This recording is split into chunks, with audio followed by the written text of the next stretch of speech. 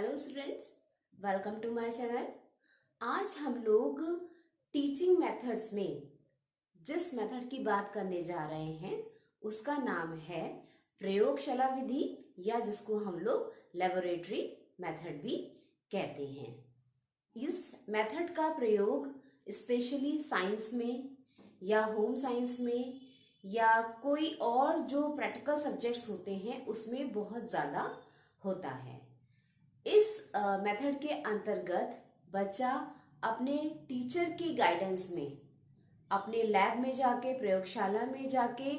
प्रयोगों के आधार पर निष्कर्ष निकालता है और उसको अपने कॉन्सेप्ट के जो परिणाम होते हैं वो प्राप्त होते हैं। इस विधि की सबसे अच्छी और सबसे उपयोगी बात यह है कि इसमें बच्चा स्वयं करके देखता है, वो अपने आप प्रयोगों के आधार पर निष्कर्ष निकालता है। इसमें हर चीज बहुत ही व्यवस्थित ढंग से होती है कि पहले आपको उस बारे में जो टीचर है वो जानकारी देगा कि हाँ भाई ऐसे ऐसे एक्सपेरिमेंट होना है, इस तरीके से आप इस चीज को करोगे। वो उस चीज को समझा दिया जाता है कि बच्चे को कैसे लैब में जाकर अपने एक्सपेरिमेंट को करना है, और वो टीचर बच्चे के साथ भी रहता है, उसको गाइड करता रहता है। फिर बच्चा अपना जो भी उसका सब्जेक्ट है, जो भी उसका टॉपिक है, उसके आधार पे वो अपने प्रयोगों को करता है। कभी कभी जो एक्सपेरिमेंट है वो फेल भी हो जाते हैं, कभी कभी सक्सेस भी हो जाते हैं। तो जब एक्सपेरिमेंट आपका फेल हो जाता है, जब आपका जो एक्सपेरिमेंट है वो कामयाब नहीं होता है, तो आप फिर दोबारा करते हो, उसके बाद फिर नहीं होता है तो फिर दोबारा करते हो, और अपने प्रयोगों के आधार पर अपने विषय का, अपना जो कॉन्सेप्ट है उसका निष्कर्ष निकालते हो। फिर आपको जो परिणाम प्राप्त होते हैं उसके आधार पर आप अपनी जो भी विवरण होता है, जो भी आपने समझा, जो भी आपका एक्सपीरियंस रहा, उसको आप शेयर करते हो। ये जो विधि है इसमें बहुत ज्यादा फायदा बच्चों को ये होता है कि सबसे पहले तो बच्चा स्वयं करके देखता है, उसको खुद से सिखाया जाता है। और विधियों में क्या होता है, मान लीजिए कोई लेक्चर विधि है तो उसमें बच्चे को टीचर का लेक्चर समझना होता है, या फिर जो डेमोन्स्ट्रेशन वाली विधि होती है उसमें बच्चे को डेमो कोई और, मतलब जो उसका टीचर होता है वो व्हाइट बोर्ड या ब्लैक बोर्ड पे करके दिखाता है। लेकिन जो ये लेबोरेटरी वाला जो मेथड होता है, जो ये प्रयोगशाला वाला जो मेथड होता है, इसमें बच्चा स्वयं करके देखता है। तो इस विधि में बच्चा बहुत अच्छे से क्रियाशील रहता है, उसकी जो बौद्धिक क्रियाएं हैं वो बहुत ज्यादा एक्टिव रहती हैं। थोड़ा गलत करेगा फिर सही करेगा, फिर थोड़ा गलत होगा फिर थोड़ा सही करेगा। इस आधार पे जब वो खुद से करता है ना,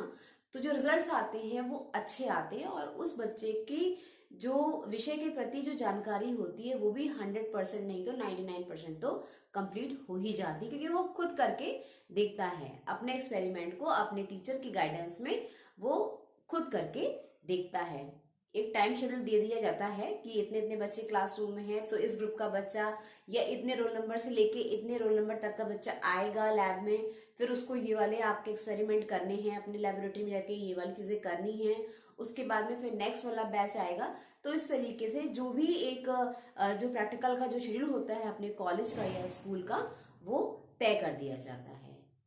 ये अनुभवजन्य होता है क्योंकि इसमें बच्चा एक्सपीरियंस लेता है, और एक्सपीरियंस लेके वो अपनी बात को कहता है। तो ये जो अध्ययन विधि होती है, या इससे जो मेरी जो जानकारियां होती हैं, या इसके साथ में जो बच्चा अपने कॉन्सेप्ट के प्रति जितनी भी बातों को समझता है वो बहुत अच्छे ढंग से समझ लेता है, क्योंकि उसने स्वयं करके देखा होता है, उसने सेल्फ करी होती है ये सब बातें। तो सबसे ज्यादा और सबसे महत्वपूर्ण जो बात है इस प्रयोगशाला विधि की ये है कि इसमें बच्चा अपने बौद्धिक स्तर से, अपने शारीरिक स्तर से और अपने हर लेवल से वो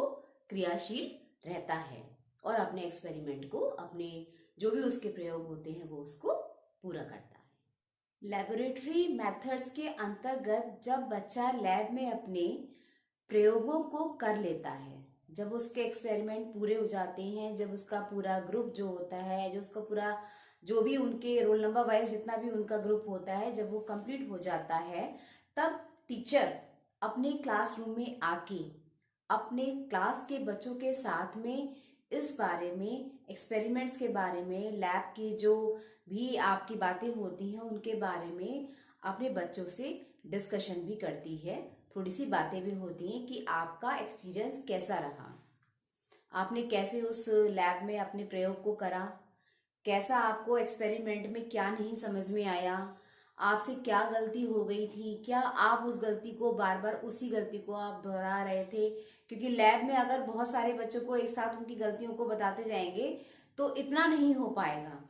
वो कोई बात नहीं, उन्होंने काम करा अपना, ठीक है, नहीं हुआ, चलो इस ढंग से थोड़ी सी टीचर ने हेल्प कर दी और उनका एक बार में नहीं, 2 बार में नहीं तो नेक्स्ट बार में उनका लैब का जो भी उनका एक्सपेरिमेंट है वो सक्सेस हो जाता है। लेकिन जो भी कमियां रह जाती हैं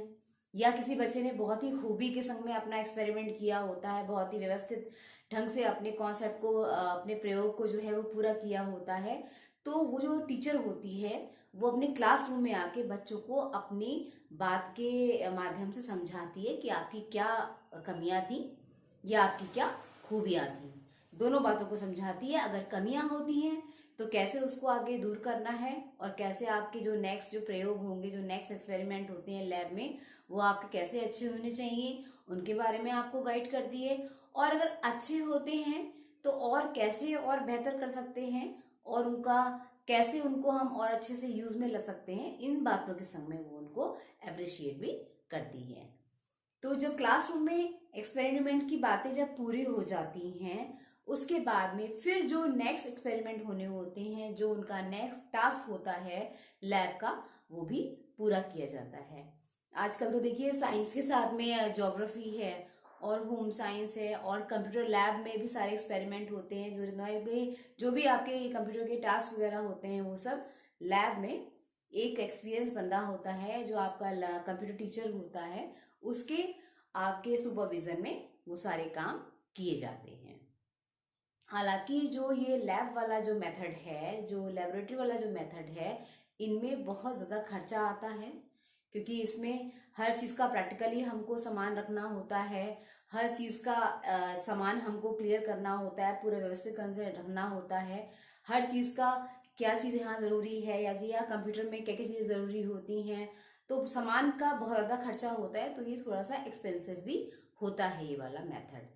और इसमें टाइम टेबल के अकॉर्डिंग बात होती है। ऐसा तो नहीं है कि हम सारे ग्रुप के बच्चों को एक साथ ला दें, कुछ ग्रुप में सब ग्रुप बना के, कुछ रोल नंबर वाइज, कुछ एक छोटा सा ग्रुप जाता है अंदर, अपना जो भी आपका लैब का काम है, जो भी आपका प्रैक्टिकल वर्क है वो पूरा करता है और उसके बाद में फिर नेक्स्ट वाला जो ग्रुप है उसको मौका मिलता है। तो थोड़ा सा एक्सपेंसिव होता है ये वाला एरिया, खर्चीला होता है, टाइम का एक सीमा होती है और इसमें टीचर का जो सुपरविजन होता है वो बहुत ज़्यादा होता है। लेकिन फिर भी बहुत सारे ऐसे विषय हैं, बहुत सारे ऐसी चीज़ें हैं जिनमें आप बिना लैब के, बिना लैब वर्क के आप अपने काम को पूरा नहीं कर पाएंगे। प्रयोग करना तो संभव ही है, प्रयोग करने के बिना तो आपका वो चीज़ पूरी ही नहीं होगी। सबसे बड़ी खूबी जो होती है वो लैब वाले मेथड की ये होती है, लेबोरेटरी मेथड की ये होती है कि इसमें जब टीचर आपको उससे पहले जब बातें बता चुकी होती है और जब आपका लैब वर्क, जब उसका जो टास्क है वो पूरा हो जाता है, तो उसके बाद में भी उससे आपकी बातें होती हैं,